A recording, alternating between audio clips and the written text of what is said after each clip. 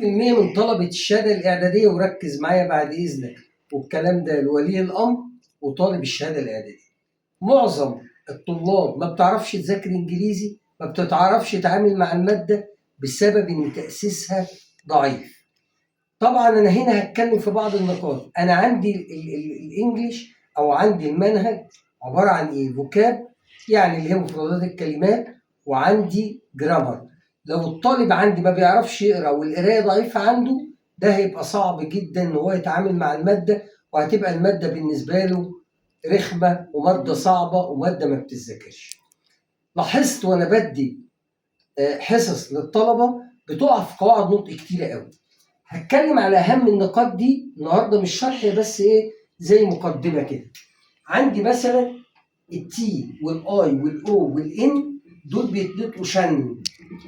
فاجي ادي للطالب مثلا تيجي قدامه الكلمه دي، ركز معايا بعد اذنك، ادي الاربع حروف مع بعض هيتنطقوا شين ونون، يبقى شن. يبقى الكلمه دي ايه؟ ستيشن.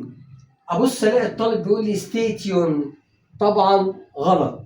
يبقى لازم يعرف تراكيب نطق، ولازم يتاسس صح عشان يبدا معانا في اللغه الانجليزيه صح. هندي كلمه تانية زي مثلا كلمه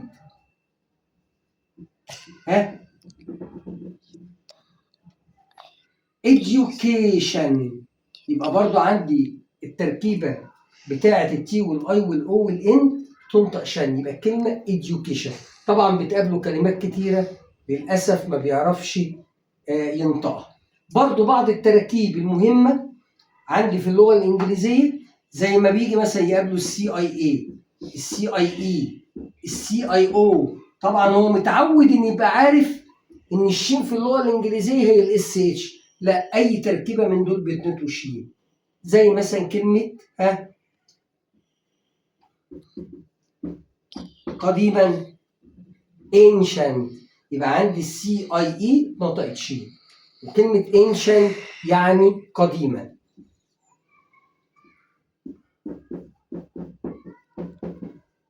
كلمه زي دي تبص تلاقي الطالب مش عارف ينطقها عشان هو مش ملم بايه؟ بقواعد النطق. الكلمه دي تنطق efficient. لو انت حابب ان انت تنضم لمجموعه تاسيس مع منهج وشرح ومتابعه امتحانات، ممكن تتواصل معنا على الرقم 03 وحايد 26 120 74، وهنحل لك كل مشاكل الطلاب. وفي نهاية الفيديو يا رب تكون وصلت الرسالة اللي أنا عايز أوصلها لولي الأمر والطالب، وأشوفكم إن شاء الله في فيديو جديد، والسلام عليكم ورحمة الله وبركاته.